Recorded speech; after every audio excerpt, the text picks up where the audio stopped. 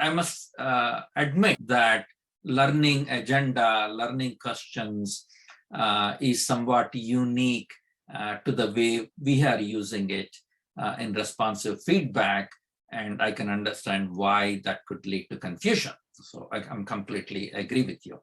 So here is what we mean by it, to break it down into the most elemental concepts. As you work on your intervention, say you take the COVID-19 dashboard, there are always questions coming up. Our assumption was that we would develop this dashboard, right? And then our community partners, mostly our primary audience, and then other people, our secondary audience, will come to the dashboard, go through the dashboard, learn important information in plain language or non-scientific language from the dashboard on COVID-19, and then will go out and change their behavior or implement their programs. In essence, if we build, they will come. But we were always concerned, is that a reasonable assumption we are making? Is that correct? Just because we built it, they will come and learn whatever we had to put out there on the dashboard and go back and implement it?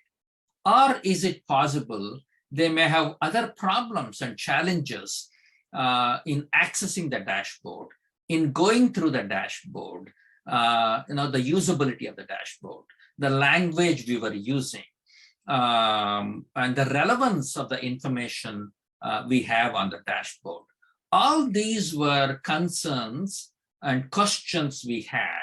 We made these assumptions that they will do it, but is that a reasonable assumption? Is it an empirically supportable assumptions, right? So, but we did not know. That's a gap about how we created this dashboard and what we assume, and how our beneficiaries, intended beneficiaries, will actually use it.